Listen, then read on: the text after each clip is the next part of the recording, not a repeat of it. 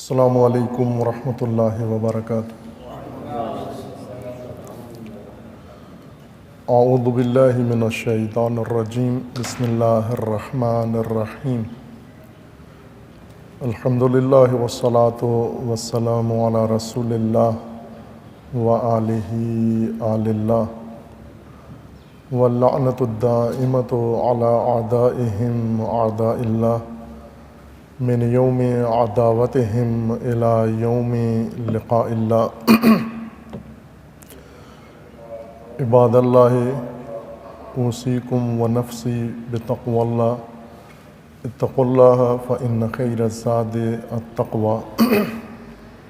بندگان خدا، عباد اللہ، آپ کو اور اپنے نفس کو تقوی الہی کی وصیت و نصیحت کرتا ہوں و دعوت دیتا ہوں۔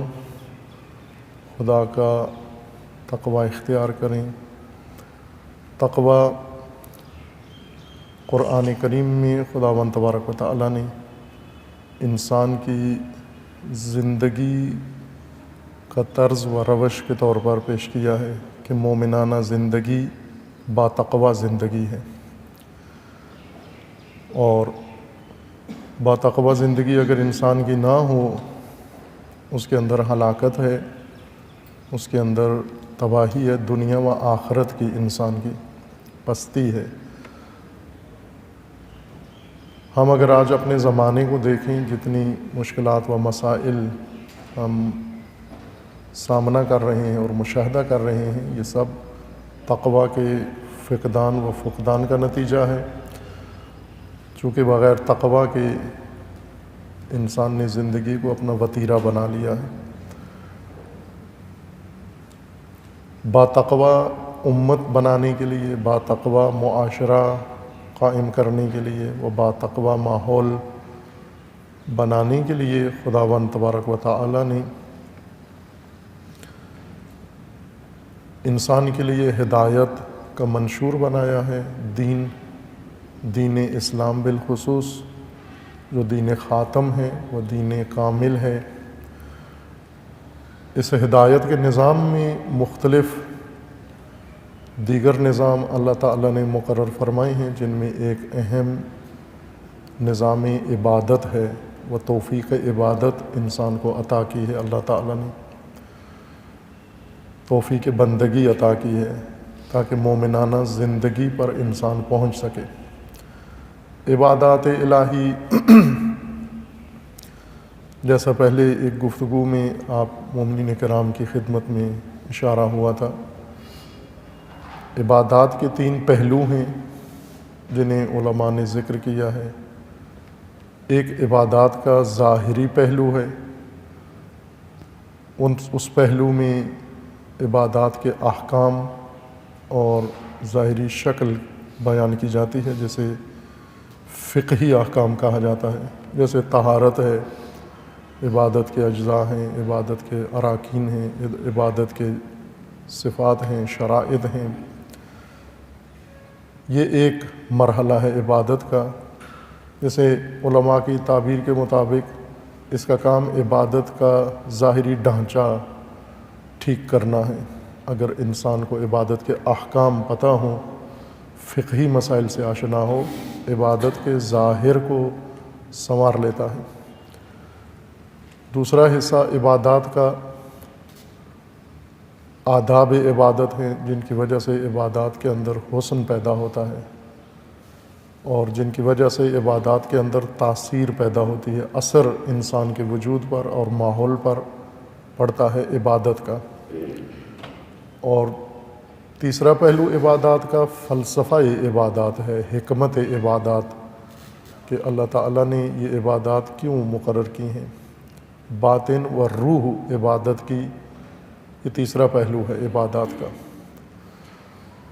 مومن ہر 3 پہلوؤں سے مکمل آشنا ہو، عبادت کے فقہی مسائل سے آشنا ہو تاکہ صحیح عبادت ظاہری طور پر بجا لائے، آداب کے ساتھ عبادت بجا لائے تاکہ یہ عبادت مؤثر بھی ہو اور خوبصورت و حسین بھی ہو۔ اور اسی طرح فلسفہ عبادت و روح عبادت سے بھی آشنا ہو، تاکہ ایک زندہ عبادت اور ایسی عبادت جس سے مقصد عبادت و مخ عبادت انسان کو نصیب ہوتا ہے وہ بھی انسان کو حاصل ہو جائے۔ ان عبادات میں سے نماز اہم ترین عبادت ہے،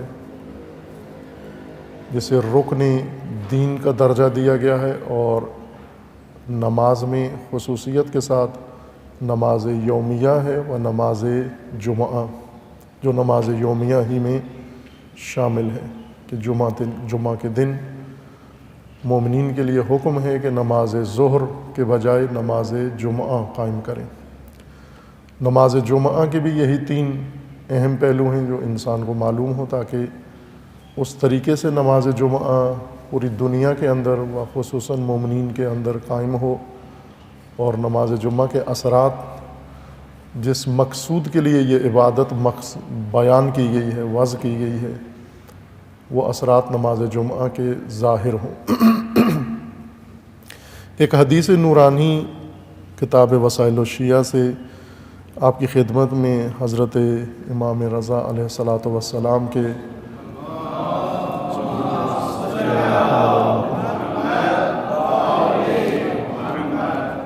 کلام مبارک سے پیش کی تھی، جس میں امام علیہ السلام نے تیسرا حصہ نماز جمعہ کے متعلق بیان کیا، یعنی تیسرا پہلو نماز جمعہ کا۔ اس کے احکام بھی بیان ہوئے ہیں، مفصل علماء نے ذکر کیے ہیں، توضیح المسائل میں موجود ہیں، کتب دیگر میں، و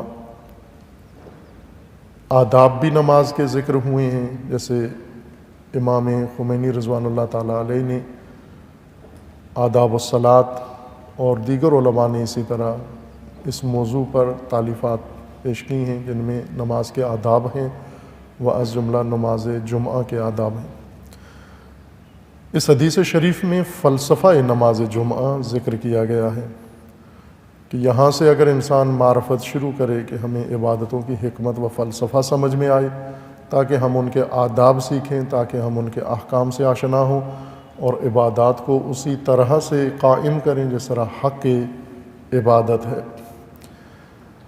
نماز جمعہ امام علیہ السلام فرماتے ہیں کہ مشہد عام، روز جمعہ ایک روز ہے عمومی، عوام کا دن اور عوام کے حضور کا دن ہے، تاکہ امت اسلامیہ ایک نقطے پر اکٹھے ہوں، عمومی اجتماع کا دن ہے۔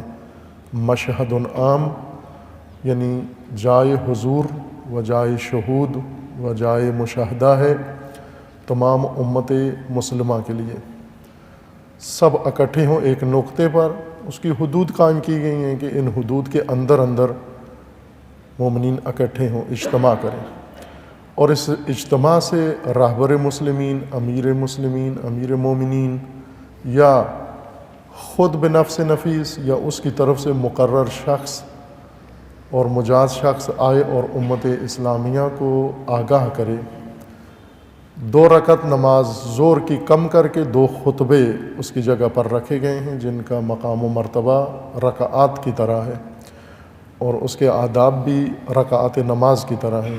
اس طرح سے خطبوں میں حضور پیدا کرو جس طرح حالت رکعت نماز میں آپ کی حالت ہوتی ہے، روب قبلہ ہو، توجہ ہو، کوئی ایسی حرکت نہ کریں جس سے یہ اندازہ ہو کہ یہ انسان نماز میں نہیں بلکہ اپنے کسی ذاتی کام میں مشغول ہے یا ویسے بیٹھا ہوا استراحت کر رہا ہے۔ اس فلسفے میں امام علیہ السلام فرماتے ہیں کہ نماز جمعہ با تقوی معاشرہ قائم کرنے کے لیے ایک اہم ذریعہ ہے۔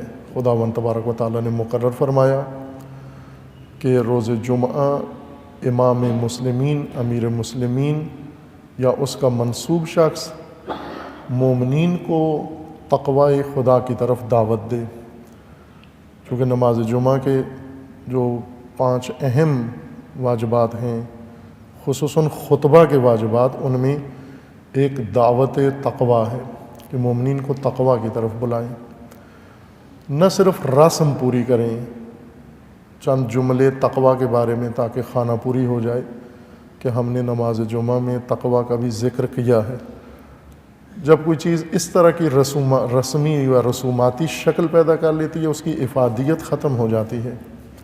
جیسے دعائیں ہیں اور رسم و رسوم بن گئی ہیں، اور اہم ترین دعا سلام ہے کہ مومنین جب بھی ایک دوسرے کو ملے سلام کہیں. یہ دعا ہے، یعنی جہاں بھی مومن کو دیکھتا ہے دعا کرے اس کے لیے، سلام علیکم یا السلام علیکم. امام جمعہ کے لیے بھی لازمی ہے کہ وہ سب سے پہلے مومنین پر سلام کرے، دعا سے شروع کرے خطبہ جمعہ کو. یہ سلام چونکہ سلامتی کی دعا ہے اس وجہ سے اس کو سلام کہا جاتا ہے، تحیت کہا جاتا ہے. اور یہ ادب رکھا گیا ہے مومنین کے لیے، اسے رسم نہ بننے دیں، بغیر ارادے کے بغیر نیت کے سلام کہیں، بلکہ ارادتاً نیت کر کے ایک مومن دوسرے مومن کے لیے خدا سے سلامتی طلب کرتا ہے، امنیت طلب کرتا ہے، سعادت طلب کرتا ہے. اور اگر ارادی طور پر یہ کام ہو، آپ خود اندازہ لگا لیں کہ ہم ارادتاً دوسروں کے اوپر سلام کریں اور ان کے لیے خدا سے دعا طلب کریں، اس طرح مومنین کے اندر کتنی الفت و کتنی محبت و کتنی قربت پیدا ہوتی ہے کہ آپ اپنے لیے دعا نہیں مانگ رہے، اس کے لیے دعا مانگ رہے ہیں. سلام علیکم نہیں کہتے آپ سلام علینا یا سلام علیہ، دوسرے کو دیکھ کر اپنے لیے نہیں مانگ رہے، اس کے لیے مانگ رہے ہیں کہ اللہ تجھے سلامت رکھے. خدا سے طلب کرتا ہوں کہ پروردگار تجھے سلامتی عطا کرے، تجھے جسمانی سلامتی عطا کرے، تیرے ایمان کی سلامتی عطا کرے، تجھے خداوند تعالیٰ ہر لحاظ سے امن و سلامتی میں رکھے. بہترین دعا مومنین کے ادب کے طور پر، لیکن رسم بن گئی ہے. جب رسم بن جاتی ہے پھر اس کی افادیت ختم ہو جاتی ہے. اسی طرح ذکر تقوی نماز جمعہ کے اندر و خطبہ جمعہ کے اندر رسم نہ بنے، کیونکہ رسم کا مطلب یہ ہوتا ہے کہ جب کسی عمل کا ڈھانچہ رہ جائے اور روح ختم ہو جائے. نہج البلاغہ کے خطبے میں امیر المومنین علیہ الصلاۃ والسلام کا فرمان ہے کہ سیاتی زمان، ایک ایسا زمانہ آنے والا ہے عنقریب بہت جلد کہ جس میں قرآن کی عبارتیں رہ جائیں گی، معانی ختم ہو جائیں گے، اور قرآن مزامیر کے طور پر رہ جائے گا، یعنی دھنیں اور سریں رہ جائیں گی قرآن کی، اور قرآن کی حقیقت و ہدایت ناپید ہو جائے گی. آج ہم دیکھ رہے ہیں کہ ایسا ہی ہے، قرآن کثرت سے پڑھا جاتا ہے لیکن صرف مزامیر کے طور پر، دھن کے طور پر، لئی کے طور پر، قرات و تلاوت کے طور پر، اور احکام قرآن، نظام قرآن، ہدایت قرآن، روح قرآن، اسے محروم ہیں ہم. علامہ اقبال نے جس طرح ایک اہم درد دین کا ذکر کیا کہ دین کے ساتھ المیہ یہ پیش آیا ہے کہ رسم رہ گئی ہے، روح ختم ہو گئی ہے. نمونے کے طور پر انہوں نے اذان کی طرف اشارہ کیا کہ رہ گئی رسم اذان، روح بلالی نہ رہی. خوب اس قافیے کو تکمیل کریں، آپ پورا نظم مکمل کریں کہ رہ گئی رسم نماز، روح نبوی نہ رہی، رہ گئی رسم حج، روح ابراہیمی نہ رہی، رہ گئی روح سیام، رسم سیام، روح تقوی نہیں اس کے اندر. ہر چیز کی رسم رہ گئی ہے. رسم کا مطلب یعنی اس کا ظاہری ڈھانچہ کچھ لوگوں نے محفوظ رکھا ہوا ہے، کچھ لوگوں نے تو ظاہری ڈھانچہ بھی چھوڑ دیا ہے. بہت سارے لوگ ہیں، اکثریت مسلمانوں کی ایسے ہیں جو ظاہری ڈھانچہ بھی ترک کر دیا ہے، لیکن جنہوں نے ظاہری ڈھانچہ بچا لیا ہے اور روح چھوڑ دی ہے، اس کا نام رسم ہے. یہ رسم نماز ہے. تقوی کا ذکر رسم کے طور پر نہ ہو کہ ایک تذکرہ ہو جائے اور روح نہ ہو، بلکہ اس طرح سے نماز جمعہ قائم ہو کہ ہر ہفتہ مومنین عملی طور پر اپنے اندر محسوس کریں کہ تقوی ان کے اندر قوی ہوتا جا رہا ہے، اور ان کے ماحول میں، ان کے گھر میں، ان کے معاشرے میں تقوی رشد کر رہا ہے، وہ تقوی کی اندر وسعت آ رہی ہے ان کی زندگیوں کے اندر، ان کی ذاتی زندگی کے اندر، آئلی و گھریلو زندگی کے اندر، لین دین کے اندر تقوی آ گیا ہے انسان کے. کیونکہ اگر تقوی نہ ہوا اس صورت میں ہلاکت ہے. باقی زندگی انسان کی وہ بندگی نہیں ہے، تقوی ہے. قرآن نے تقوی کے مقابلے میں تقوی ذکر کیا ہے، توئے کے ساتھ، تقوی، غین توئے غین واو یہ اور کھڑی الف اس کے اوپر کھڑی زبر تقوا، تقوا تے قاف دو نقطے والا واو اور تقوا توئے غین اور واو سے ہے اور آگے یہ تقوا تقوا کے مقابلے میں ہے اذهب الی فرعون انہ طغی، فرعون نے تغوا شروع کیا ہے طغیان، تقوا کے مقابلے میں تغوا ہے۔ ابھی عمومی ماحول انسانی معاشروں کا و از جملہ مسلمان معاشروں کا وہ تغوا کی صورت میں ہے، تغوا یعنی طغیان کی حالت میں ہے، ہر چیز میں طغیان ہے، حد خدا کو حد خدا کو توڑنا، حدود خدا سے باہر جانا، نظام خدا سے باہر رہنا، فسق و فجور اختیار کر کے طغیان دکھانا، طاغوتیت اختیار کرنا، طغیان احساسات میں طغیان، باتوں میں طغیان، رویوں میں طغیان، رجحانات میں طغیان۔ اگر تقوی نہ ہوا تغوا آ جائے گا، طاغوت آ جائے گا، طاغوت اپنا ماحول بنائے گا، پھر اس کے اندر مومن مجبور ہو جائے گا کہ ایک طاغی و تغوا کے ماحول میں رہے۔ تغوا سے بچنے کے لیے تقوی ضروری ہے، چونکہ تیسرا کوئی راستہ نہیں ہے۔ اگر انسان با تقوی نہیں ہے، با تغوا ہے اور طاغوت ہے، و طاغوت کا انجام قرآن نے ذکر کیا ہے جو خدا کے ساتھ حالت جنگ میں ہے۔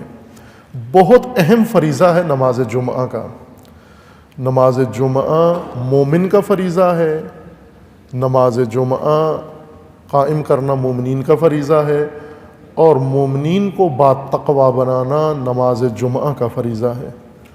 جس طرح سے عزاداری و مجالس عزائے حسینی قائم کرنا یہ مومنین کی ذمہ داری ہے، اور مجالس کی ذمہ داری مومنین کو آمادہ کرنا ہے۔ مجالس کی بھی ایک ذمہ داری بنتی ہے، مومنین اپنی ذمہ داری انجام دیں، مجالس برپا کریں، مجالس میں حاضر ہوں، لیکن مجلس کا کام ہے کہ مومنین کو بھی کسی نقطے تک پہنچائے، مومنین کو بھی کسی مقام تک پہنچائے۔ اسی طرح مومنین کے لیے فریضہ ہے کہ وہ نماز میں حاضر ہوں، اور نماز کا فریضہ ہے کہ مومنین کو کسی نقطے تک پہنچائے۔ الصلاۃ معراج المومن، نماز کا ایک اہم فریضہ ہے کہ مومن کو معراج تک پہنچائے۔ نماز کے بھی ذمہ داریاں ہیں، ظاہر ہے نماز کی ذمہ داریاں نماز قائم کرنے والوں کے لیے ہیں، اور نماز قائم کرنے میں اہم کردار امام جماعت کا ہے۔ امام جماعت و امام جمعہ نماز کی اہم ذمہ داریاں اس کے اوپر ہیں، کچھ ذمہ داریاں دوسروں پر ہیں، لیکن اہم ترین نماز کی ذمہ داری امام جمعہ و امام جماعت پر ہے۔ امام جمعہ کا ایک فریضہ معاشرے کو تقوی با تقوی بنانا ہے، امت بنانا ہے، امت سازی کرنی ہے تقوی کی اساس پر، اور تقویت سے لوگوں کو مومنین کو نکالنا ہے، دور کرنا ہے، نہ کہ تقوی کے اندر ہی رسم تقوی بجا لائیں، تذکر تقوی کا ہو، ماحول تقوی کا ہو۔ تقوی کے محیط میں تقوی کی بات کوئی فائدہ نہیں دیتی۔ اگر ہم جیسے افسوسناک واقعہ ایک رونما ہوا، جرمنی کا جہاز فرانس میں گر گیا اور ایک بڑی تعداد انسان وہاں پر شکار ہوئے حادثے کا۔ بعد میں بتایا کہ جان بوجھ کر پائلٹ نے یہ گرایا ہے جہاز، کسی بیماری کی وجہ سے، یا جو بھی داستان آگے بتائیں گے۔ اگر گرتے جہاز میں ایک انسان بیٹھا ہوا ہو، جہاز گر رہا ہے، اور ایک سوار مسافر بہت اچھا ذکر، چونکہ عموماً جب جہازوں کو یا گاڑیوں کو حادثات آتے ہیں تو اس وقت لوگ سب سہارا لیتے ہیں غیبی طاقت کا۔ اس سے پہلے جہاز کی مشین پر بھروسہ کرتے ہیں، جہاز کی کمپنی پر بھروسہ کرتے ہیں، جہاز کے ماڈل پر بھروسہ کرتے ہیں، پائلٹ کی مہارت پر بھروسہ کرتے ہیں، اور بہت ساری چیزوں پر، ٹیکنالوجی پر اعتماد کر کے جہاز میں بیٹھتے ہیں، ٹکٹ لیتے ہیں۔ لیکن جب جہاز کو حادثہ پیش آتا ہے پھر ٹیکنالوجی کا سہارا نہیں لیتے، پھر پائلٹ کا سہارا نہیں لیتے، مشین کا سہارا، موٹر کے بھروسے پہ نہیں رہتے، بلکہ غیبی امداد طلب کرتے ہیں، اور ان کے دلوں میں یہ بات راسخ ہوتی ہے کہ ایک غیبی طاقت ہے جو یہاں بھی ہمیں بچا سکتی ہے. اور یہ استدلال ہے جو حضرت امام صادق علیہ الصلوۃ والسلام نے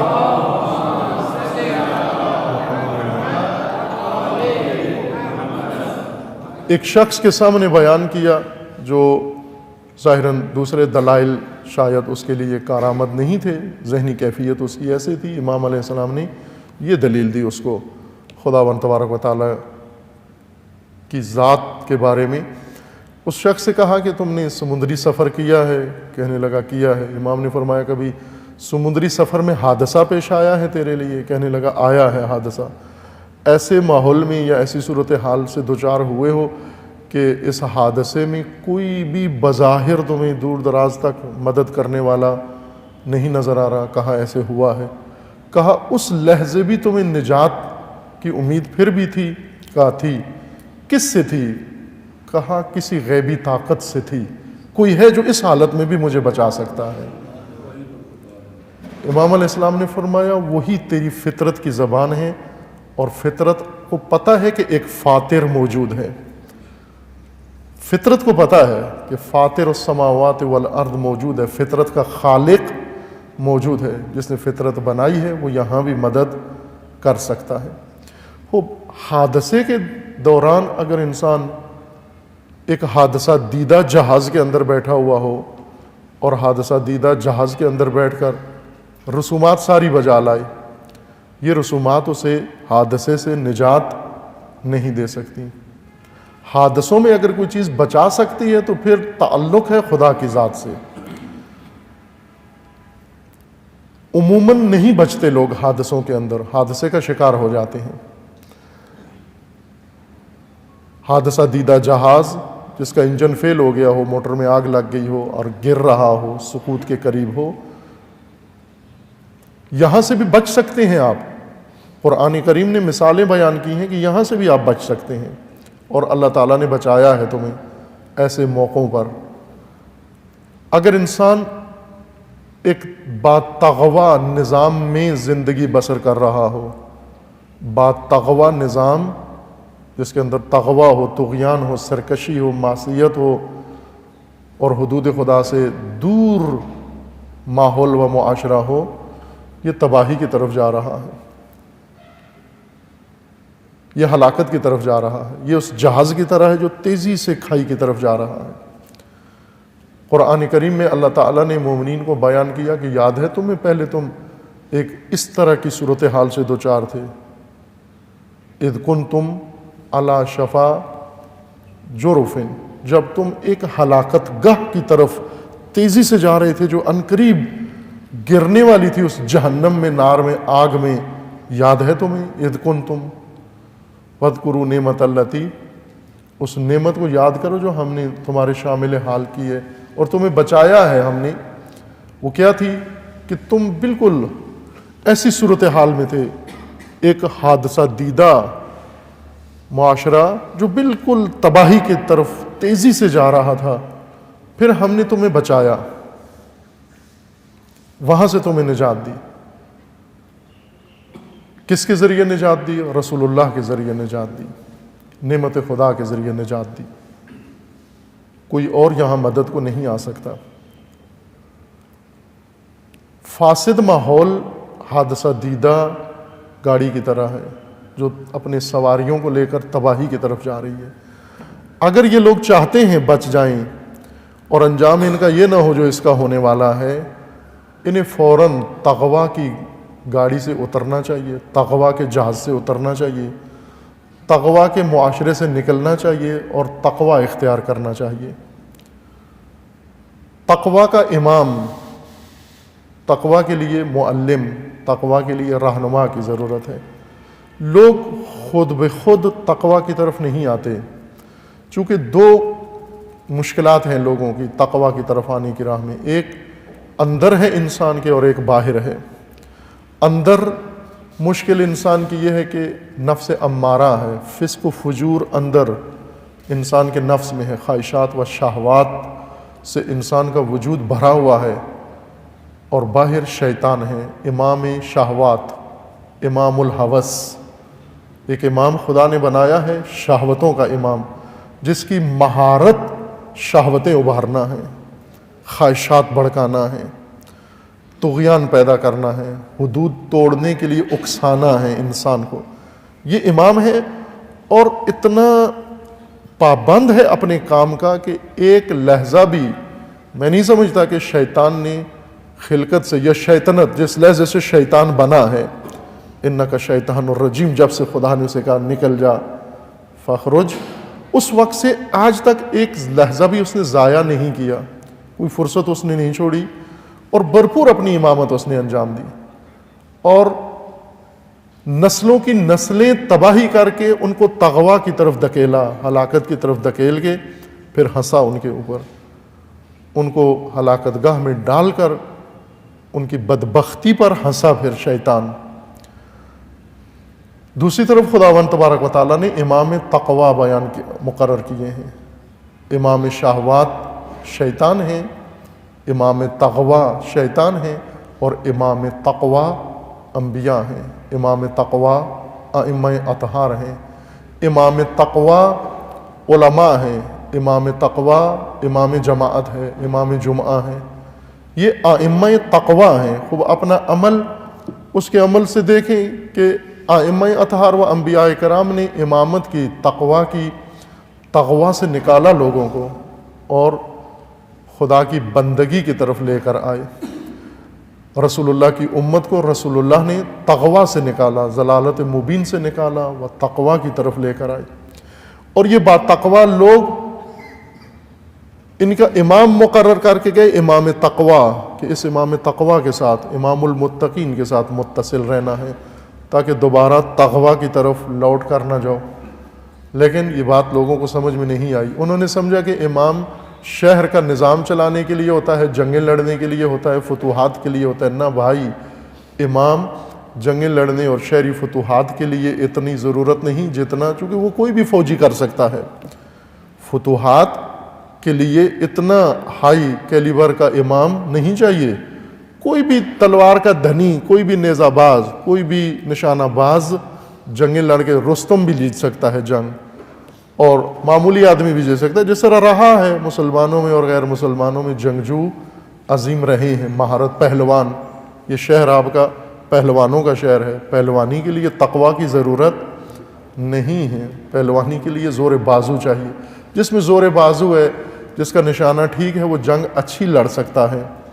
لیکن سرکش نفس کو قابو میں رکھنا، سرکش نفس کو تسخیر کرنا اور طاغوتیت و طغیان کو ختم کر کے اس کی جگہ پر نظام تقوی قائم کرنا، اس کے لیے خداوند تبارک و تعالیٰ نے ائمہ اطہار کو مقرر فرمایا ہے، انبیاء کو۔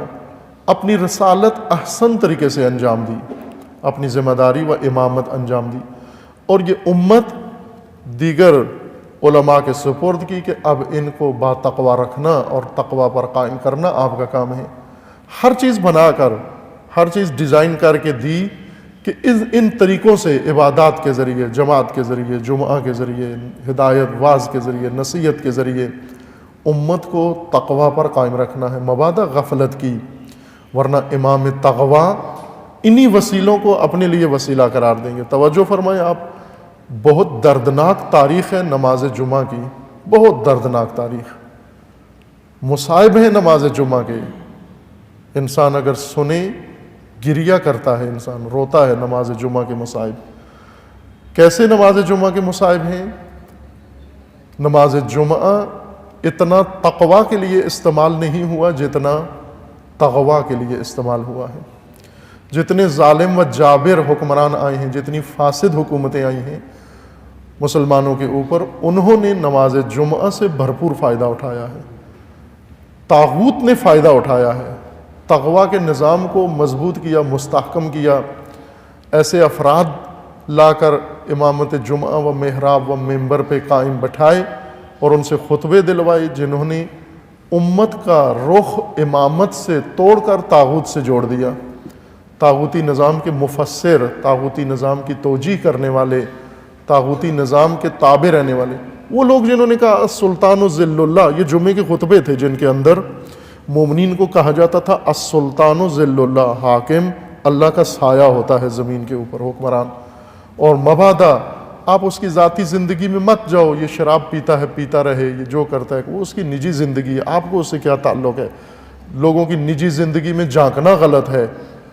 اگر سلطان فاسد ہے تو سلطان کا قصور نہیں ہے، آپ کا قصور ہے جو سلطان کی ذاتی زندگی میں دلچسپی لے رہے ہو. گناہ ہے امت کے لیے سلطان کی شراب نوشی کی بات کرنا، سلطان کے فساد کی بات کرنا. ایسی تلقینات نماز جمعہ میں دی گئی ہیں. ہزاروں خطیب ایک ایک زمانے کے اندر نماز جمعہ کے لیے اجرت پہ لیے گئے، اور جنہوں نے اس مقدس بارگاہ و عبادت گاہ کو و محراب کو نامقدس اہداف کے لیے استعمال کیا. کیونکہ جب مومنین غافل ہو گئے، امت با تقوی غافل ہوئی اور امام با تقوی سست پڑا، طاغوت آ گیا اور امام با تقوی لے آیا، اور اس نے پوری امت کو تقوی کی طرف ڈال دیا. نماز جمعہ استعمال ہوا سب سے زیادہ ظالموں کے ظالمانہ حکومت کی تثبیت میں. بہت دردناک تاریخ ہے. انشاءاللہ اللہ تعالیٰ نے توفیق دی بعض نمونے عرض کروں گا کہ نماز جمعہ میں کیا کیا ہوا، نماز جمعہ کے ذریعے کیا کچھ کیا گیا، اور کس کس حاکم نے نماز جمعہ سے کیا فائدہ اٹھایا. شراب خوار، زانی، فاسد، جابر، غاصب خود آ کے جمعہ پڑھاتے تھے، چونکہ انہیں معلوم تھا اس کے اندر کتنی طاقت ہے، اس اجتماع کے اندر. اس اجتماع کی حقیقت سے آشنا تھے کہ دین نے مقرر کیا ہے یہ ایک اجتماع، اور لوگوں کے ذہنوں میں ہے کہ یہ اجتماع میں جانا ہے. حکمرانوں نے اس سے فائدہ اٹھایا، آج تک فائدہ اٹھا رہے ہیں. ابھی بھی آپ، آج ہی روز جمعہ ہیں، آج اگر آپ حتیٰ مرکزی جمعہ مسلمانوں کا جو مکہ معظمہ میں مسجد الحرام میں ہوگا آج، اس میں فاسد ترین بات کی جائے گی اور فاسد ترین عمل کی طرف لوگوں کو دعوت دی جائے گی، جو انہوں نے شروع کیا ہے کہ میں خطبہ دوم میں عرض کروں گا انشاءاللہ. بقول شاعر کے کہ وقتی کفر خیزد از کعبے کجا ماند مسلمانی. جب کعبے سے ہی کفر نکلنا شروع ہو جائے تو پھر مسلمانی کہاں رہے گی. جب محراب و منبر سے کفر نکلنا شروع ہو جائے پھر مسلمانی کہاں رہے گی. اتنا خوبصورت اہتمام اللہ تعالیٰ کا امت بنانے کے لیے، انسانوں کی امت بنانے کے لیے، اس امت کو باتقویٰ بنانے کے لیے، اس باتقویٰ امت کو ایک اعلیٰ زندگی عطا کرنے کے لیے. لیکن یہ وسیلہ ان کی غفلت سے اور بے توجہی سے طاغوتوں کا ہتھیار بنا، اور طاغوتوں نے اس کو استعمال کیا، آج تک کر رہے ہیں. احیاء نماز جمعہ کے لیے و فلسفہ نماز جمعہ کے لیے اور نماز جمعہ کو واپس اپنے مقام پر لانے کے لیے مومنین کی آگاہی ضروری ہے. اس فریضہ کے متعلق علماء کی آگاہی ضروری ہے، اس کے متعلق ائمہ جمعہ کی آگاہی ضروری ہے اس کے متعلق. مسجد، جامع مسجد جس میں جمعہ قائم ہو، مسجد جامع جس میں نماز جمعہ یا اجتماع ہو، اجتماع کی جگہ. دین کے اندر مسجد کا تصور اس قدر اعلیٰ ہے، مرکزیت کا تصور، کہ اگر دین مسجد سے پھوٹے و نکلے و ترویج ہو اور امت مسجد کے اندر اکٹھی ہو اور مسجد کے اندر اجتماع کرے، اور مسجد میں بھی طاغوت کا سایہ نہ ہو، طغیان نہ ہو، تقویٰ نہ ہو، بلکہ تقویٰ ہو، الہی نظام پوری دنیا پر حکم فرما ہو سکتا ہے. وہ معاشرہ جس کا وعدہ خدا نے دیا ہوا ہے، عادلانہ نظام، جس کے لیے فرمایا کہ ہم نے انبیاء مبعوث کیے، ارسال کتب کی، لیقوم الناس بالقسط، با عدالت معاشرہ، با قسط معاشرہ. یہ اس حقیقت سے، اس عمل سے وجود میں آئے گا. در حقیقت نماز جمعہ ایک سادہ سا کام نہیں ہے عزیز من.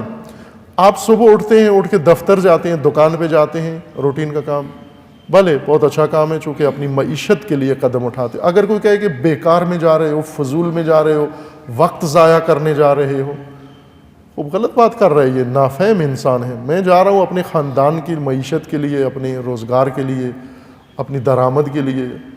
میں دکان پہ جا رہا ہوں تجارت کے لیے، کسب و کار کے لیے، رزق حلال کے لیے.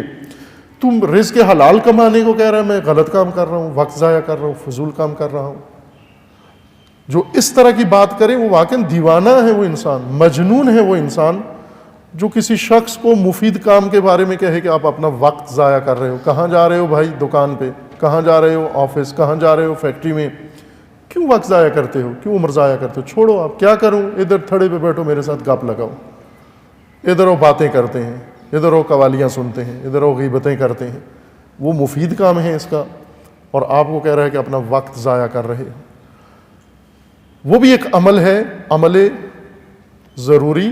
اور اگر آپ روز جمعہ یا ایھا الذین آمنوا اذا نودی للصلاۃ من یوم الجمعہ فاسعوا، روز جمعہ جب آپ کو ندا آئے فاسعوا، روک دو. کسب و کار، کاروبار، تجارت، ہر چیز روک دو. فاسعوا، اور دوڑ پڑو، تیزی کے ساتھ آؤ. سعی کرتے ہوئے ہو، دوڑتے ہوئے ہو، تیزی کے ساتھ فوراً پہنچاؤ اپنے آپ کو. فاسعوا الی ذکر اللہ وذروا البیع ذالکم خیر لکم. تمہیں نہیں معلوم. یہ جملہ بتاتا ہے کہ اس کے اندر کیا خیر ہے تمہارے لیے، تمہیں نہیں معلوم. ان کنتم تعلمون، اے کاش تمہیں پتہ چل جاتا اس عمل کے اندر کیا خیر خدا نے تمہارے لیے رکھی ہے.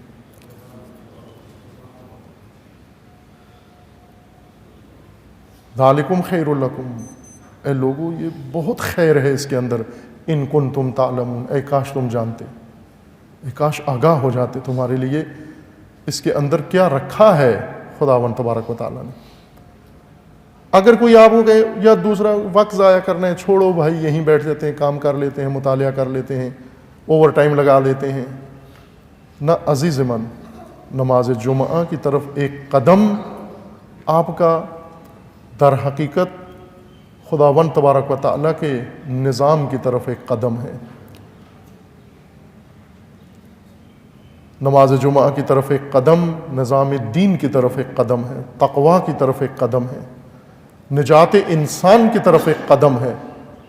لیکن جو جامع تصور ہے، وہ جامع نظام ہے نماز جمعہ کا، جب وہ سب فراہم ہو. ورنہ مومن تیزی سے آ جائے، اللہ اکبر سنتا ہے، فوراً دکان گراتا ہے، شٹر اس کا، مشین آف کرتا ہے، دکان بند کرتا ہے، آفس لاک کرتا ہے، اور فوراً موٹر سائیکل پہ بیٹھتا ہے، کک مارتا ہے، اور ایک آن میں اپنے آپ کو نماز جمعہ میں پہنچا دیتا ہے. نماز جمعہ میں آ کر وضو کر کے بیٹھ جاتا ہے آگے امام جمعہ، فقط رسم تقویٰ و رسم خطبہ بیان کر کے والسلام کر کے چلا جاتا ہے. وہ معلوم ہوا کہ جو مومن نے قدم اٹھایا تھا اس امام کی وجہ سے وہ بھی رائگان گیا، وہ بھی ضائع کر دیا. لاکھوں کی امت جن کو کہا گیا کہ اپنی دکانیں بند کرو، کاروبار بند کرو، سب کچھ بند کر کے فوراً آؤ، فوراً فاسعوا، فوراً دوڑتے ہوئے آؤ. خوب آگے دوڑتے ہوئے کیا کرو؟ خوب آگے دیکھو رسم کیا انجام دی جا رہی ہے. سب کا وقت ضائع کیا. خیر کی طرف اتنے قدم اٹھے تھے، اور وہ امام نامناسب کی وجہ سے یا نظام نامناسب کی وجہ سے وہ سارے قدم رائگاں چلے گئے. نماز جمعہ کے لیے ہمیں تھوڑا سا مسجد کے مقام کی طرف بھی توجہ کرنا ہوگی کہ انشاءاللہ اللہ تعالیٰ نے توفیق دی آپ کی خدمت میں عرض کروں گا. آج چونکہ خطبہ دوم میں مطلب ذرا شاید زیادہ ہوگا تو میں اس پر اکتفا کرتا ہوں، اس امید کے ساتھ کہ خداوند تبارک و تعالیٰ انشاءاللہ ہم سب کو عبادت نماز جمعہ و عبادت نماز و اس کے روح و فلسفہ کو سمجھنے کی توفیق عطا فرمائے، اور خداوند تعالیٰ اس کو صحیح طریقے سے برپا کرنے کی توفیق عنایت فرمائے. اعوذ باللہ من الشیطان الرجیم، بسم اللہ الرحمن الرحیم. انا اعطیناک الکوثر فصل لربک وانحر ان شانئک هو الابتر.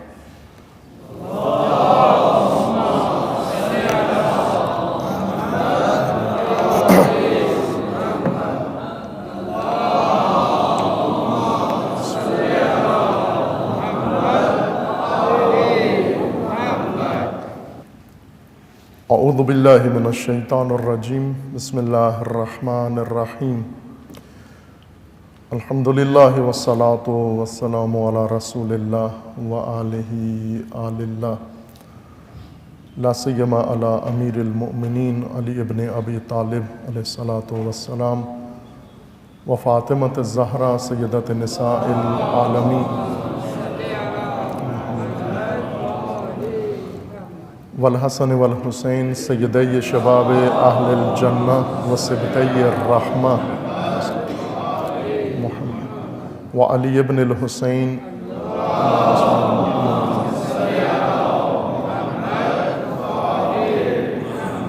و محمد ابن علی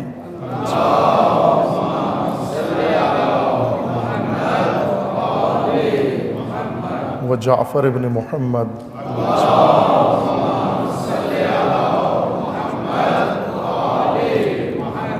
و موسیٰ ابن جعفر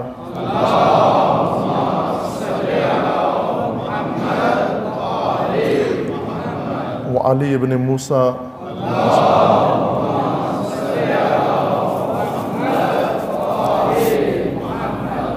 و محمد ابن علی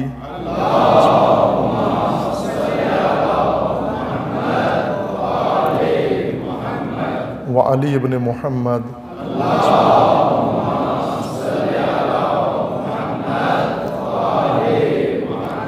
والحسن ابن علی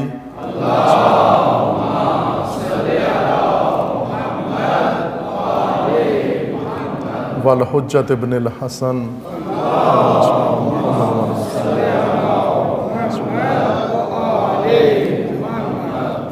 حجج اللہ علی عبادہ و امناؤہ فی بلادہ واللعن علی اعدائہم اجمعین من الآن الی قیام یوم الدین عباد اللہ اوصیکم و نفسی بتقوی اللہ اتقوا اللہ فإن خیر الزاد التقوی۔ بندگان خدا، آپ سب کو اور اپنے نفس کو تقوی الہی کی وصیت کرتا ہوں، تقوی کی طرف دعوت دیتا ہوں، تقوی الہی جو دنیا و آخرت کی نجات ہے اور تنہا راستہ ہے انسان کے لیے، مومن کے لیے نجات کا، تقوی کا راستہ۔ قرآن کریم میں خداوند تعالیٰ نے ہر شے مخصوص قرار دیا تقوی کے ساتھ، عاقبت تقوی کے ساتھ مشروط ہے، نجات تقوی کے ساتھ، بہشت تقوی کے ساتھ، اخروی نعمتیں تقوی کے ساتھ، مغفرت تقوی کے ساتھ، و حتیٰ شفاعت ائمہ کی تقوی کے ساتھ مشروط ہے۔ قرآن کی ہدایت تقوی کے ساتھ مشروط ہے، بغیر تقوی کے کچھ بھی نصیب نہیں ہوگا۔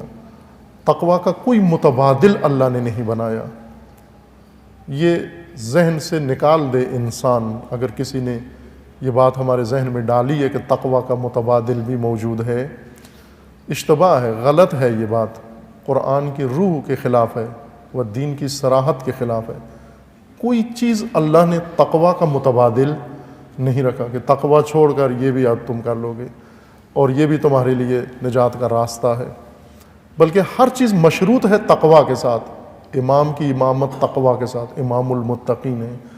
قرآن کی ہدایت تقوی کے ساتھ، نبی کی نبوت تقوی کے ساتھ مشروط ہے، و شفاعت تقوی کے ساتھ مشروط ہے کہ جو با تقوی ہوگا منتظر رہے، اس کی شفاعت ہوگی۔ جو بے تقوی ہے، تقوی میں ہے، وہ اس نعمت سے بھی محروم ہے کہ خداوند تعالیٰ ہم سب کو انشاءاللہ تقوی اپنانے کی و اختیار کرنے کی توفیق عطا فرمائے۔ حوادث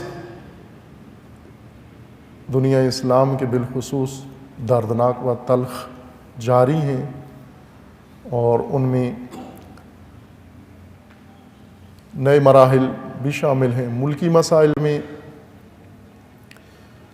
دہشت گردی جو پاکستان کا ایک المیہ ہے و ناسور ہے و درد، جو یہاں پر احمقوں کی حماقت سے شروع ہوا، یہ ناسور، یہ ہدیہ پاکستان کو کسی نے باہر سے لا کے نہیں دیا، بلکہ ملک کے اندر بیٹھے ہوئے منافقوں نے اور ایسے امت دشمن و ملک دشمن لوگ بھیڑیے جو بھیڑ کی کھال پہن کر آئے اور ملکی حکمرانی پر قبضہ کیا، ان کی حماقتوں سے یہ ملک اس تنور میں اور اس جہنم میں گیا جس کا نام دہشت گردی ہے۔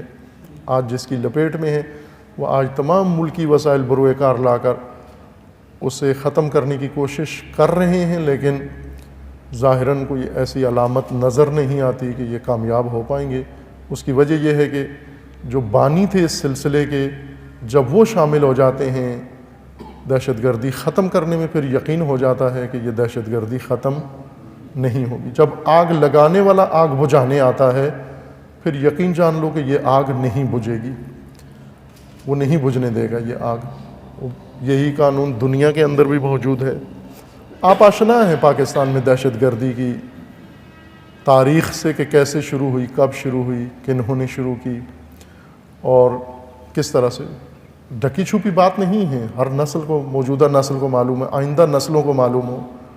شاید میں یہ نقطہ جو عرض کر رہا ہوں آئندہ نسلوں کے زیادہ کام آئے، چونکہ ہماری موجودہ نسل بھی کنفیوز ہے اور آئندہ کنفیوز تر ہو جاتی ہے۔ دن میں کنفیوز ہوتے ہیں کہ اس وقت کا نام کیا ہے، رات ہے، دن ہے، کیا چیز ہے، دن میں بھی کنفیوز ہو جاتے ہیں۔ لہٰذا واضح بات کرنے کی ضرورت ہے ان کے سامنے کہ دہشت گردی کا یہ عمل تشیع کے خلاف پاکستان میں باقاعدہ طور پر ریاستی اداروں کی سرپرستی میں شروع ہوا۔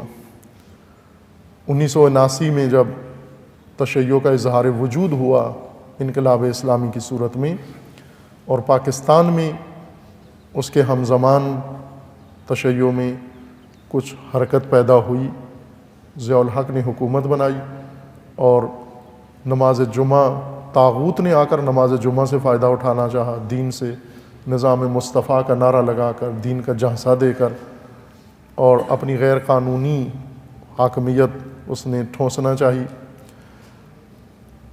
اس کے ہمراہ جو لوگ تھے اس نے مذہبی طبقے سے زیادہ استفادہ کیا، ہر مسلک کے مذہبی طبقے سے۔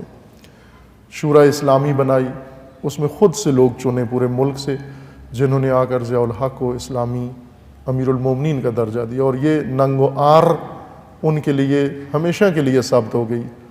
ابھی برزخ میں ہیں یا جہنم میں ہیں، جہاں بھی ہیں، ان کے لیے یہ ننگ و آر ہے، اور خصوصیت کے ساتھ ان لوگوں کے لیے جنہوں نے اس کے لیے امیر المومنین کا لقب تجویز کیا کہ آپ امیر المومنین کے لیے۔ اور شرمندگی ہمیں اس بات پر ہے کہ یہ امیر المومنین کا لقب سب سے پہلے ایک شیعہ، نام نہاد شیعہ نے اس کو دیا، ایک بڑے معروف خطیب نے اس کو، جو اس کی شورا اسلامی میں تھا، اس نے یہ اس کو کہا کہ آپ امیر المومنین بن سکتے ہیں، آپ کے اندر آپ کوالیفائی کرتے ہیں۔ یہ اس شورا کے اجلاس رسمی on record us per stage پر یہ بات ہوئی، کسی پریس کانفرنس میں، یہ خفیہ یا نجی محفل کی بات نہیں ہے۔ یہ سب جمع ہوئے اور ان سے اس نے فائدہ اٹھایا، چونکہ یہ بکو مال ہے، پیشہ ور تھے، خریدے گئے تھے، قیمت تھی ان کی اور سستے بھی تھے۔ ہر مسلک سے یہ خرید کر سیاسی جماعتیں آج جو بڑے بڑے دعوے رکھتی ہیں، سیاسی جماعتیں، یہ سب ضیاء الحق کے نظام کا حصہ تھے اور اس کے حامی تھے، اس کے مددگار تھے۔ ان سب نے مل کر ملک کے اندر یہ نظام قائم کیا۔ ڈر گئے، انقلاب اسلامی دیکھ کر ڈر گئے۔ ضیاء الحق کے بعض اقدامات کے نتیجے میں زعماء و علماء شیعہ اکٹھے ہوئے اور انہوں نے ایک جماعت کی بنیاد ڈالی۔ مرحوم علامہ مفتی جعفر حسین رضوان اللہ تعالی علیہ کہ ہم سب کو یہ سعادت حاصل ہے کہ آج ان کی یادگار اس مسجد و مدرسہ کے اندر ہم یہ عبادت خدا بجا لا رہے ہیں۔ خداوند تبارک و تعالیٰ انہیں ائمہ اطہار کے ساتھ محشور فرمائے۔ یہ درویش صفت، عالم و فاضل و مجاہد شخصیت و زاہد اپنے زمانے کا، انہیں وہ عنوان راہبر تشیع انتخاب کیا گیا، اور جنہوں نے بھرپور طریقے سے اپنی قوم کی قیادت کی، اور انہیں ضیاء الحق کے اقدامات کے خلاف ایک نقطے پر اکٹھا کیا، اور یہی تاریخی یادگار دوران تھا تشیع پاکستان کے لیے۔ پھر اس کے بعد یہ تسبیح ٹوٹ گئی، پھر اس کے بعد شیعہ ایک نقطے پر اکٹھے نہیں ہوئے۔ بہت یادگار زمانہ تھا کہ جب تمام، چونکہ شیعہ کے اندر بھی تو ہزار فرقے موجود ہیں، یہ سب ایک جگہ پر تھے. ذاکر ایک جگہ پر تھے, ملنگ ایک جگہ پر تھے, خطیب اسی نقطے پر تھے, علماء, مدرسے والے, ہر سلسلہ جو تشیع کے اندر ہے, جو جس قسم کا ذوق ذائقہ رکھتا ہے, وہ سب ایک نقطے پر تھے. ماتمی ایک نقطے پر تھے. سب کے سب اس بزرگوار عالم کی قیادت میں جمع تھے. چونکہ مقابلے میں طاغوت تھا, بھرپور طریقے سے انہوں نے اپنے وجود کا اظہار کیا. اسلام آباد کا کنونشن خصوصاً ایک سنگ میل ثابت ہوا تشیع کے لیے. اور اس وقت یہ طاغوت اور ان کا جتھا و دستہ پریشان ہوئے, چونکہ ایران میں تشیع کی طاقت دیکھ لی انہوں نے, بھرپور طاقت, جس نے مضبوط ترین نظام, مضبوط ترین طاغوتی و باتغوا نظام مشرق وسطیٰ کا الٹ دیا. ایک راہبر نے, امام راحل نے. یہ واقعہ اسی سال رونما ہوا 1979 میں, فروری 1979 میں. وہاں تشیع نے یہ کارنامہ تاریخی انجام دیا, اور اپریل 1979 میں پاکستان میں یہ اجتماع ہوا.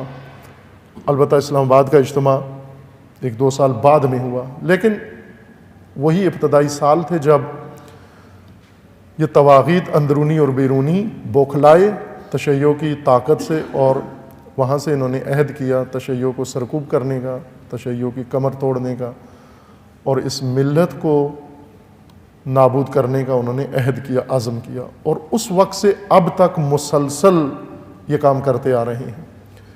اور یہ انہوں نے کھل کے کیا, چھپ کے نہیں کیا. ایسے جاہل مولوی ڈھونڈے بعض فرقوں کے, اور ان کی مدد کی, انہیں پیسے دیے, انہیں ٹریننگ دی, دے کر انہیں تشیع کے خلاف دہشت گردی پر اکسایا کہ آپ تشیع کا قتل عام کریں, ان کی شخصیات کا قتل عام کریں, ان کے مراکز کو ناامن کریں, ان کے گھروں کو ناامن کریں, ان کے جلوسوں کو ناامن کریں. اور ہوا. اور اس وقت سے اب تک مسلسل شیعہ کشی پاکستان میں ایک روش بن گئی ہے. اور اس شیعہ کشی کے جواب میں کچھ بھی نہیں ہوا, کسی حکومت نے کوئی اقدام نہیں کیا. کبھی منافقانہ طور پر آ کر کسی جگہ اپنی کسی اور مقصد کے لیے بیچ میں تذکرہ آ جاتا ہے, یا ووٹوں کے لیے الیکشن کے موقع پر کسی کے آنسو نکل آتے ہیں مگرمچھ والے. لیکن سنجیدگی کے ساتھ کسی نے بھی, نہ سیاستدانوں نے, نہ سیاست بازوں نے, نہ حکمرانوں نے, نہ سولین نے, نہ غیر سولین نے, کسی نے بھی پاکستان میں تشیع کے ساتھ کوئی ہمدردی نہیں دکھائی. اور یک طرفہ یہ قتل ہوتا رہا, اور ابھی تک جاری ہے. انہوں نے اقرار کیا و اظہار کیا ٹی وی پروگراموں میں آ کر, ٹاک شوز میں آ کر, کہ یہ ہم نے کیا تھا یہ کام, اور آج تک کر رہے ہیں. اس میں پھر انہیں بیرونی امداد ملی. سب سے بڑھ کر سعودی عرب نے, آل سعود نے, یہ شجرہ خبیثہ جو جہان اسلام میں آیا, اور تب سے جہان اسلام کو اس نے فتنوں کا شکار رکھا ہے, اور اب اس کی نابودی کا وقت آ گیا ہے انشاءاللہ. یہ شجرہ خبیثہ وجود میں آیا, اور پیچھے اس کے شیطان اکبر, شیطان بزرگ, جو تمام شیطانوں کا سربراہ ہے, وہ سرپرست ہے امریکہ. اور پھر ان کے چیلے مغربی ریاستیں و عربی ریاستیں. اور پھر آہستہ آہستہ یہ اپنے دشمن, عرب اپنے دشمن کے ساتھ بھی سمجھوتا کر بیٹھے تشیع کے خلاف. یہ سعودی مفتیوں اور سعودی حکمرانوں کا جملہ ہے جو انہوں نے 20 دفعہ کہا ہوگا, 20 دفعہ کہا ہوگا. یقیناً آپ سرچ کر سکتے ہیں, میڈیا میں یہ جملے موجود ہیں نیٹ پر, اور دوسرے سورسز سے آپ ان کو نکال سکتے ہیں, جس میں انہوں نے کہا کہ یہود شیعہ سے بہتر ہیں, اسرائیل ایران سے بہتر ہے. یہ ان کا رسمی سیاست ہے. یہ انہوں نے کہا کہ ہم حزب اللہ کو شکست دینے کے لیے اور ایران کو شکست دینے کے لیے اور شیعہ کو محو کرنے کے لیے عراق اور شام اور لبنان اور ہر چیز میں ہم یہود سے بھی مدد لے سکتے ہیں, صہیونسٹوں سے بھی مدد لے سکتے ہیں. اس طرح یہ مثلث شوم, یہ ٹرائیکا بنا, عربی، غربی، عبری یعنی یہود، صہیونسٹ، اور انہوں نے ایک مضبوط محاذ بنا کر ایک ہدف اپنے سامنے رکھا کہ تشیع کو ختم کیا جائے۔ شروع پاکستان سے ہوئے اور پھر اس کے بعد اس کا دائرہ بڑھایا۔ پاکستان انہوں نے نرسری کے طور پر استعمال کیا اس مملکت کو، ہمارے حکمرانوں کی لالچ کی وجہ سے اور ان کی کرپشن کی وجہ سے، چونکہ یہ آسانی سے خریدے جا سکتے ہیں۔ ابھی ذرا قیمت بھاری ان کو دیتے ہیں ان کی ضرورت کی وجہ سے، ورنہ یہ اتنے مہنگے نہیں ہیں۔ ان کی ضرورت ہے لہٰذا $1.5 ارب ان کو بیچ دیتے ہیں۔ وہ یہ $1.5 ارب ان کی قیمت نہیں ہے، یہ اتنے مہنگے نہیں ہیں، بلکہ ان کی ضرورت ہے، چونکہ وہ بوکھلاہٹ میں ہیں، وہ اس وقت تنگی میں ہیں، وہ اس وقت دباؤ میں ہیں۔ اس دباؤ سے نکلنے کے لیے اتنی بھاری قیمت ان کی انہوں نے لگائی اور دی ان کو، اور اس وقت سے آج تک انہوں نے سرپرستی کی، ان کو بنایا۔ آپ بعض اوقات سیاستدانوں کے بیان تو سنتے رہتے ہیں نا، اب یہ ریاض پیرزادہ جو ایک سیاسی حاکم جماعت کا عضو بھی ہے، اس نے کھلے عام کھلے بندوں کو حقیقت بیان کی، سب کے سامنے بیان کی، اور اس کے علاوہ دیگر سیاستدان آئے دن یہ بات کرتے ہیں، سب کرتے ہیں یہ بات۔ یہ میں جو عرض کر رہا ہوں آپ کی خدمت میں، یوں نہیں کہ اپنی ذہنیت کی ترجمانی کر رہا ہوں، یہ پاکستان کا ہر شخص سمجھتا ہے، ہر شخص بیان بھی کر رہا ہے، ہر شخص بات بھی کر رہا ہے، اور یہ حقیقت محض ہے کہ انہوں نے پاکستان کے اندر یہ خبیث شجرہ دہشت گردی کا ایجاد کیا، گروہ بنائے، ٹولے بنائے، ان کی مدد کی، ان کو اسلحہ دیا، ٹریننگ سینٹر بنائے، سرپرستی کی، اور ابھی تک یہ سرمایہ انہوں نے رکھا ہوا ہے۔ جب دہشت گردی کے خلاف قیام کرتے ہیں تو بھی اصل سرمایہ اپنا بچا لیتے ہیں۔ ابھی تک آپ دیکھیں دہشت گردی کے خلاف لشکر جنگوی کا ایک بندہ نہیں پکڑا انہوں نے، سپاہ صحابہ کا کوئی آدمی گرفتار نہیں کیا انہوں نے۔ وہ کیوں نہیں کرتے؟ جو کھل مکھلا دہشت گردی کرتے بھی ہیں اور قبول بھی کرتے ہیں، کارروائی کر کے کہتے ہیں ہم نے کی ہے، لیکن انہیں نہیں کرتے۔ یہ قباحت انہوں نے شروع کی اور بڑھتے بڑھتے پورا ملک، پوری ریاست دہشت گردوں کے کنٹرول میں چلی گئی۔ یہ بے وقوفی تھی ان کی، ان کے گمان میں کہ یہ صرف شیعہ کی حد تک رہے گا، شیعہ اس کا شکار ہوں گے اور باقی سب محفوظ رہیں گے، لیکن دیکھا کہ نہ، یہ احمقانہ قدم تھا اور سب کچھ لے ڈوبا ان کا۔ اب کوئی بھی محفوظ نہیں، بنانے والے بھی محفوظ نہیں، حکومت محفوظ نہیں، فورسز محفوظ نہیں، اسکول محفوظ نہیں، عورتیں محفوظ نہیں، بچے محفوظ نہیں، عبادت گاہیں محفوظ نہیں، عبادت خانے محفوظ نہیں، مزار محفوظ نہیں۔ آج کتنی شرمناک بات ہے کہ اسکول کی ٹیچرز کو، استانیوں کو جا کر فورسز ٹریننگ دے رہے ہیں، اور اسکول پڑھاتے ہوئے بلیک بورڈ پہ ٹیچر گن بلیک بورڈ کے ساتھ لٹکا کے بچوں کو درس دے رہا ہے، اور پسٹل میز پہ رکھ کر حفاظت کے لیے۔ کیوں یہ وقت پیش آیا ایک اسکول کے اندر؟ عورت اسلحہ چلانے کے لیے نہیں ہے، عورتیں گنیں چلانے کے لیے نہیں ہیں۔ یا ٹیچر کے ہاتھ میں بندوق تھماؤ گے تو کیا نتیجہ نکلے گا؟ قلم لے کر بندوقیں ان کے ہاتھ میں دے رہے ہو، آپ پسٹل ان کے ہاتھ میں دے رہے ہو، اور پھر یہ نسل کی تربیت کریں گے۔ اور وہ بچہ جو پہلی کلاس میں آئے گا اور ٹیچر کے بیلٹ لگا ہوا دیکھے گا، استانی کو، لیڈی ٹیچر کو دیکھے گا، اس کو بیلٹ لگا ہوا، تو یہ بچہ کیا اس کے ذہن میں آئے گا؟ کیا سیکھے گا؟ یہ کیا قوم بناتے جا رہے ہیں؟ کیوں؟ چونکہ دہشت گردی کا بھوت قابو سے باہر ہو گیا ہے۔ اس کو قابو کیا جا سکتا ہے، اس کو کنٹرول کیا جا سکتا ہے، لیکن نہ حماقتوں سے، حماقتوں سے اور بڑھے گا یہ۔ وہ حماقت ابھی تک ان سے سنبھالی نہیں جا سکی، اور اب اشارے مل رہے ہیں کہ نئی حماقت کرنے جا رہے ہیں۔ اب آپ نے سنی ہے یہ خبر کہ سعودی عرب نے یمن پر اور یمن کے حوثی قبائل پر جو شیعہ ہیں، زیدی شیعہ ہیں، 4 امامی شیعہ، جو زید بن علی کی امامت کے قائل ہیں، امام محمد باقر کی امامت کے قائل نہیں ہیں، اپنا جس طرح اسماعیلی 6 امامی شیعہ ہیں، اس طرح سے یہ تشیع کے اندر بڑی شاخیں تاریخ میں بھی رہی ہیں، ابھی بھی موجود ہیں۔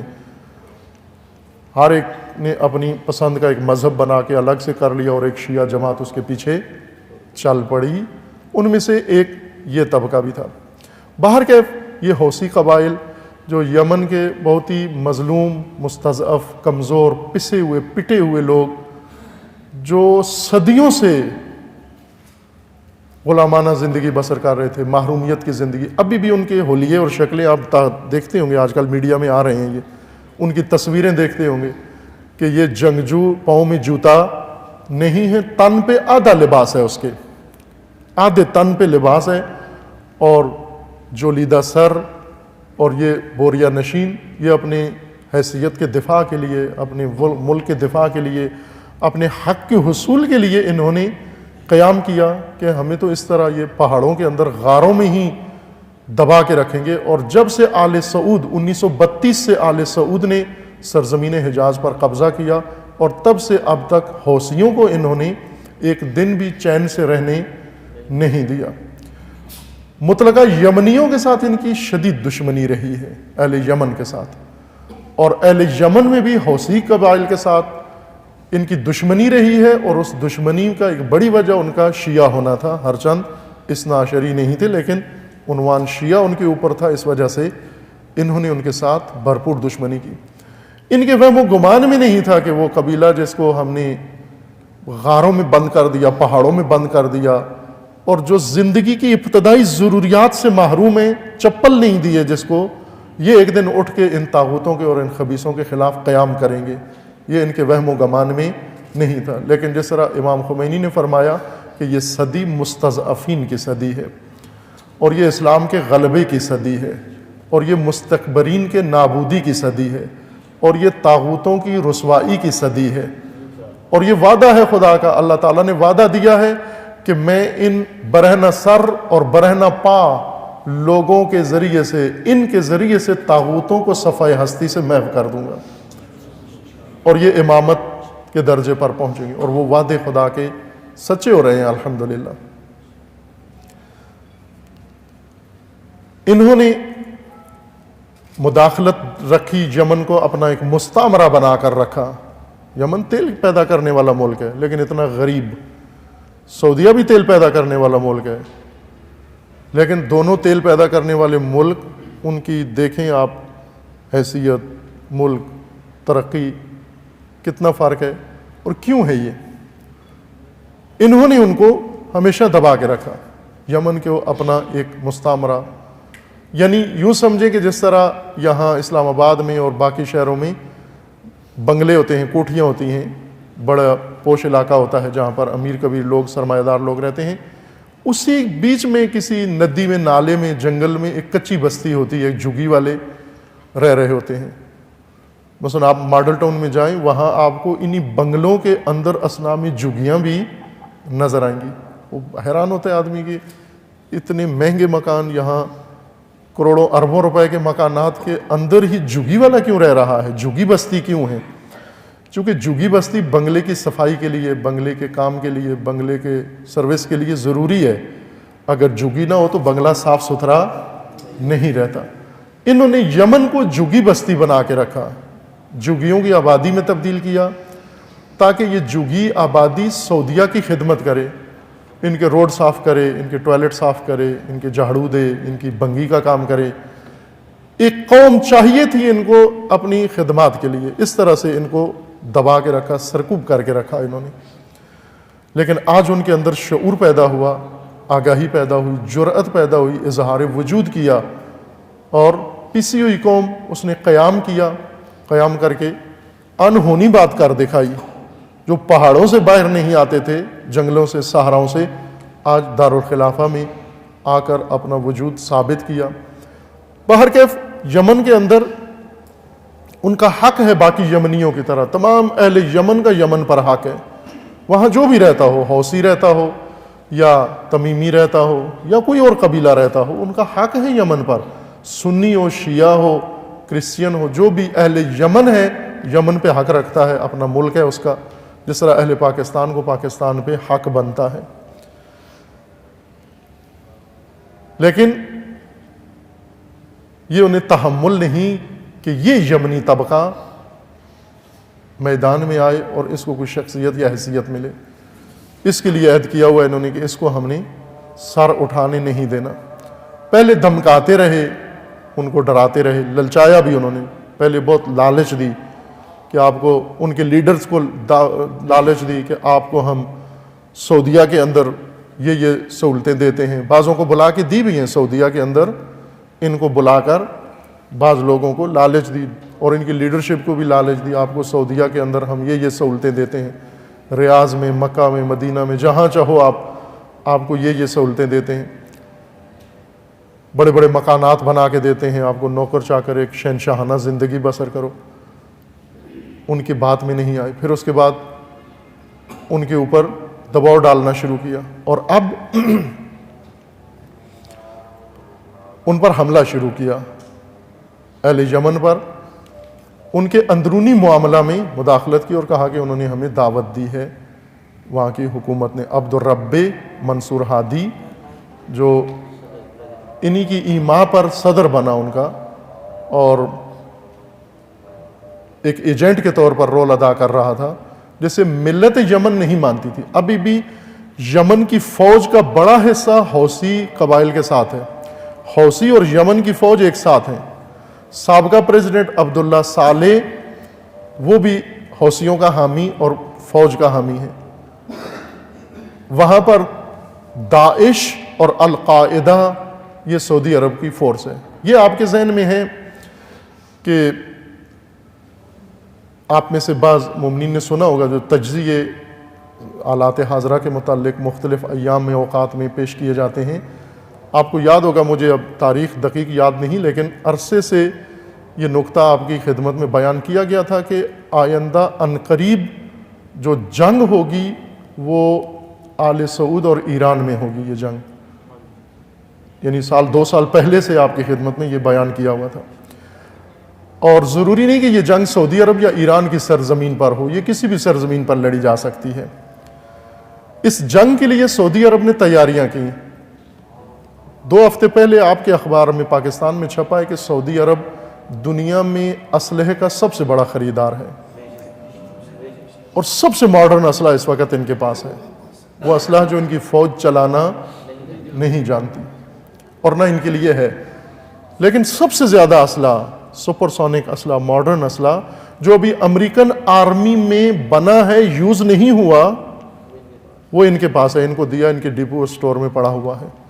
ایک تو اسرائیل کے کام آئے گا یہ اسلحہ، اور دوسرا انہوں نے ایران کے خلاف استعمال کرنا۔ ایران نہ ایران کے طور پر عزیزان، ایران ایک دن دل دادا تھا ان کا، اور ایران دل بھر تھا ان کا، ایران محبوب تھا ان کا۔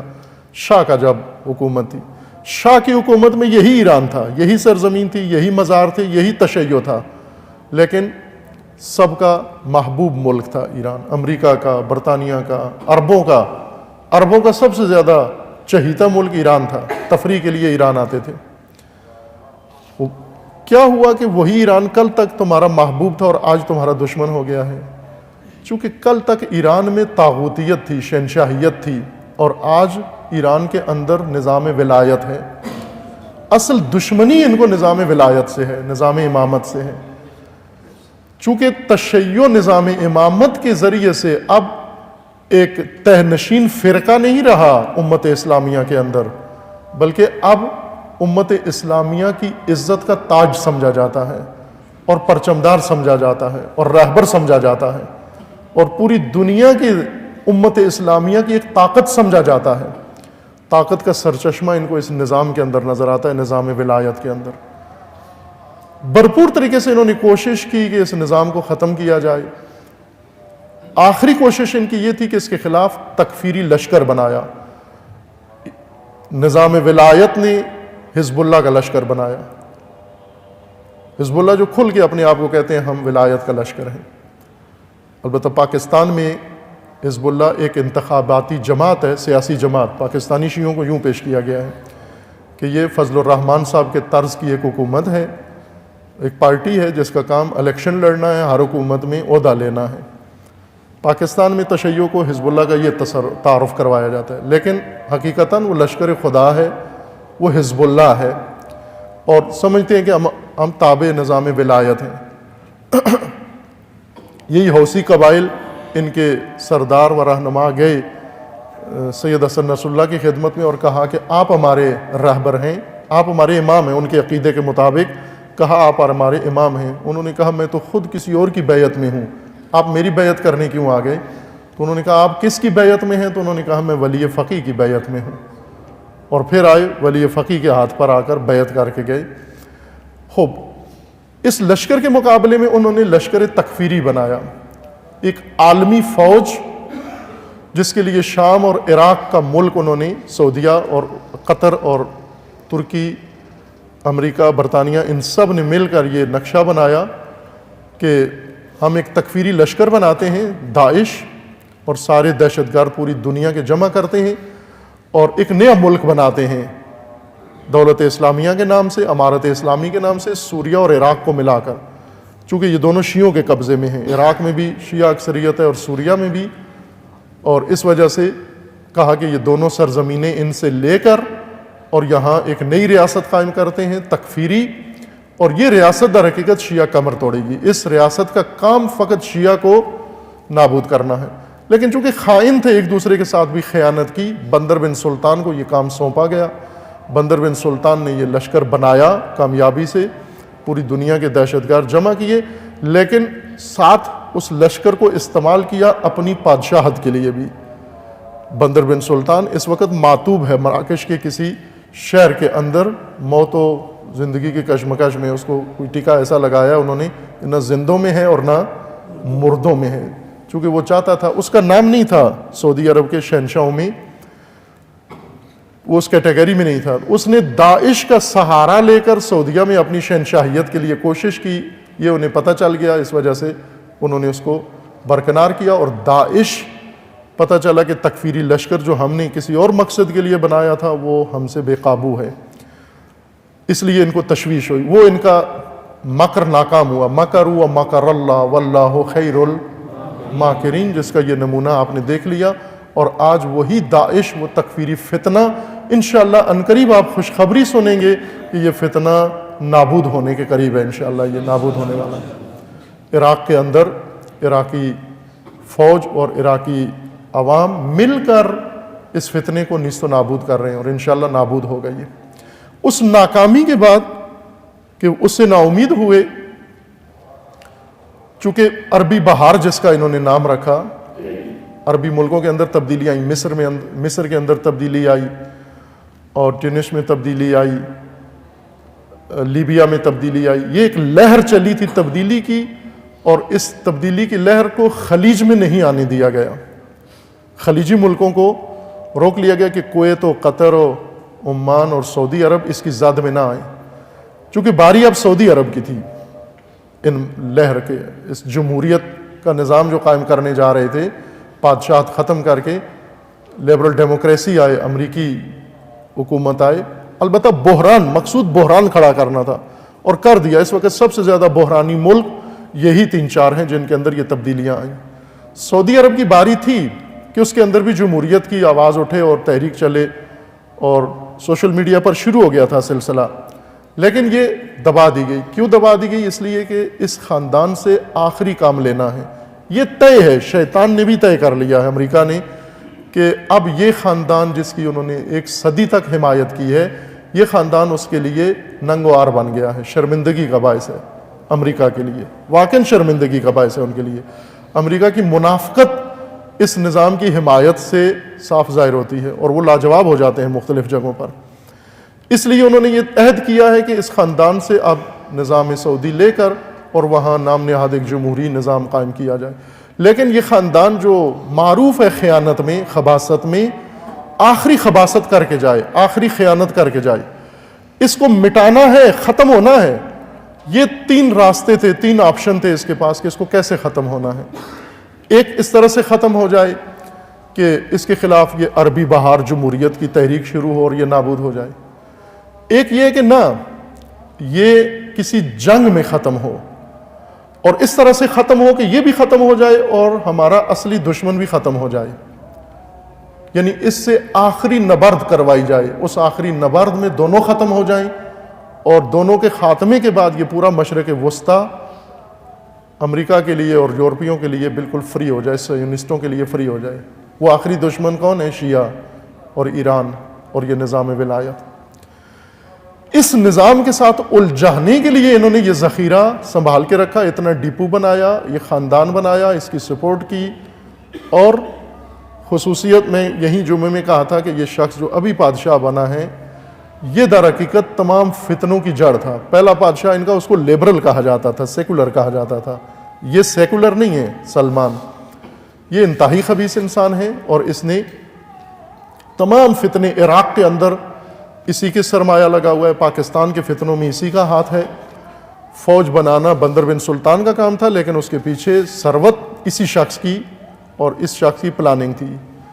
اب یہ خود بادشاہ ہے اور اس نے آ کر وہ مرحلہ جس کے لیے اسے تیار کیا گیا تھا آمادہ کر کے کھڑا کیا ہوا ہے کہ یہ وہ نبرد شروع کرے. اشارہ کیا تھا میں نے اس گفتگو میں بھی کہ یہ ایک نبرد ہوگی. ان کے گمان میں انہوں نے یہ نبرد اس لیے چھیڑنی ہے تاکہ یہ دونوں اس جنگ میں الجھیں گے اور دونوں ہی ختم ہو جائیں گے، اور دونوں کا خاتمہ یہ اس کے نفع میں ہے، امریکہ کے نفع میں ہے.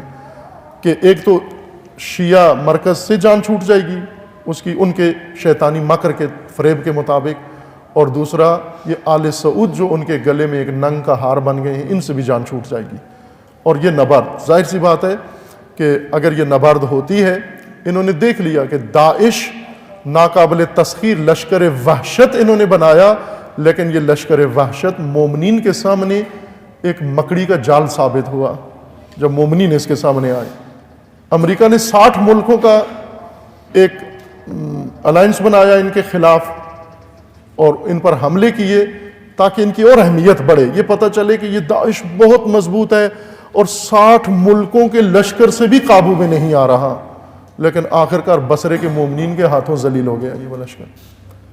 جس طرح سید مقاومت نے فرمایا تھا یہ اسرائیل جیسے تم سمجھتے ہو 6 ارب ملک شکست نہیں دے سکے، یہ مکڑی کے جال سے بھی زیادہ کمزور ہے، یہ ضعیف ہے. یہ ان کے حساب کے مطابق کہ یہ آل سعود یہ کارنامہ کر پائیں گے، اب یا شام میں کریں یا عراق میں کریں یا یمن میں کریں، یہ نبرد، اور اس نبرد میں یہ نتیجہ حاصل ہو. لیکن جیسا اشارہ کیا کہ مکروا ومکر اللہ واللہ خیر الماکرین، خدا کا بھی ارادہ ہے کہ یہ شجرہ خبیثہ محو ہو، اور اللہ کا ارادہ ہے کہ یہ مستضعفین کے ہاتھوں محو ہو. اور مستضعف ترین طبقہ اس وقت پورے عرب خطے کے اندر یہ یمنی حوثی قبائل ہیں. ان سے زیادہ مستضعف ابھی عرب دنیا میں موجود نہیں ہے. ان سے زیادہ مستضعف پاکستان میں ہی ملے گا، آپ کو کہیں اور نہیں ملے گا. اور یہ مستضعفین انہوں نے قیام کیا ہے. لیکن اس میں ہمیں پھر یوں لگ رہا ہے جیسے بیانات آ رہے ہیں کہ ایک دفعہ پھر یہ فضلہ خور، غربی فضلہ کھانے والے، عربی فضلہ کھانے والے، یہ پھر ایک دفعہ فضلے کا حق ادا کرنا چاہ رہے ہیں. ویسے تو کہتے ہیں انسان کو نمک شناس ہونا چاہیے، نمک کھا کر نمک کا حق ادا کرنا چاہیے، لیکن یہ تو محاورہ نہیں کہ فضلہ کھا کر فضلے کا حق بھی ادا کرنا چاہیے. اگر تمہیں عربی ملک فضلہ دیتے ہیں، اپنا کھاتے ہو تم، تو کہیں نہیں لکھا ہوا کہ اس کا حق ادا کرو. خوب نوش جان کرو، کھاؤ ان کے ڈالر اور ریال، لیکن حماقت نہ کرو. اپنے ملک کو تباہی کی طرف مت لے کر جاؤ. پہلے ایک حماقت کی ہے، 30 سال سے اس کو کنٹرول کرنے کی کوشش کر رہے ہو، تم سے قابو نہیں ہو رہی. اب جو حماقت کرو گے تو جو سرنوشت آل سعود کی ہوگی وہ تمہاری بھی ساتھ ہوگی، اور ان کا ٹھکانہ خدا نے جہنم بنایا ہے. تو اپنی دم اس شجرہ خبیثہ سے نہ باندھو، اس ملت کو دنیا کے سامنے رسوا نہ کرو، شرمندہ نہ کرو. پاکستان کو پہلے ہی بہت بدنام کر دیا ہے تم نے پوری دنیا میں، اس سے زیادہ اس ملک کی بے حرمتی نہ کرو. کتنی شرمندگی کی بات ہوگی پاکستان کے لیے کہ پاکستانی فوج کرائے پہ جائے اور جا کر بیان دے کہ ہم سعودی سالمیت کے لیے لڑیں گے. ہم سعودی سالمیت نہیں ہے اس وقت، تو سعودیہ تجاوز کر رہا ہے، حملہ کر رہا ہے، ایک دوسرے ملک کے اوپر حملہ کر رہا ہے. پاکستان کو اس میں کیا لگے؟ پاکستان کیوں اس میں کودتا ہے؟ یہ ان حکمرانوں کو سوچنا چاہیے، ان احمقوں کو حماقت سے ہٹ کر عقل سے سوچنا چاہیے کہ ملک پہلے ہی تباہ کر دیا ہے سابقہ حماقتوں کے ذریعے.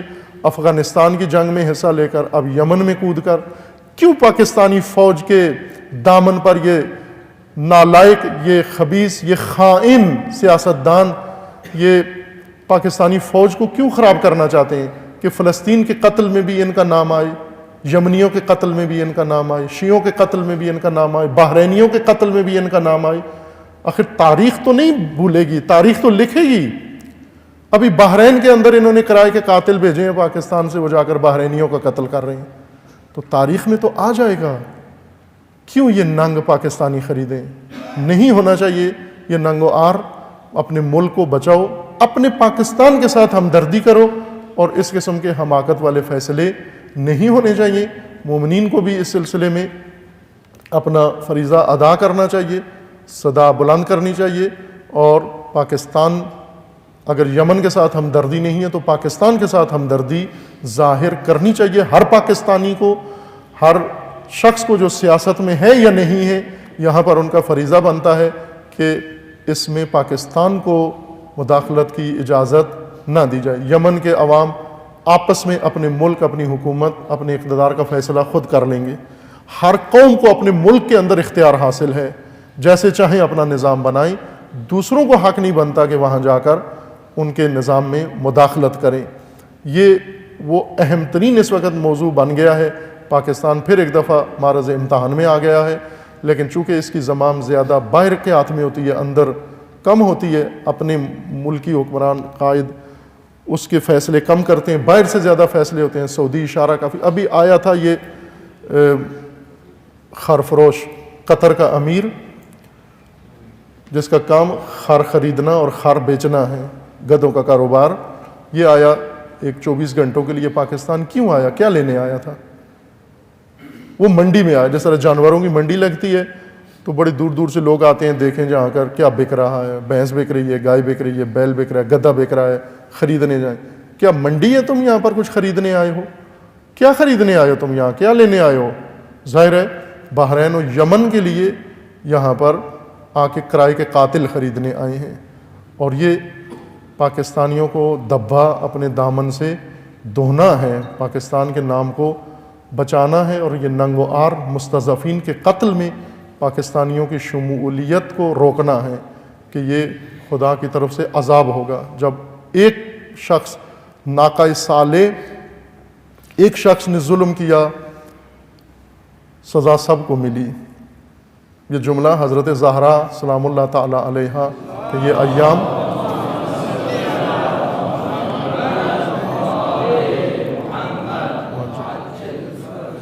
سیدہ دو عالم کے جملے بہت اہم جملے ہیں کہ جب لوگ آئے امیر المومنین کو گستاخی کے ساتھ لے کر جا رہے تھے اور در زہرا جلایا، آگ لگائی اس پر اور پہلو سیدہ کا زخمی کیا، بے حرمتی کی در اہل بیت و خاندان اہل بیت کی۔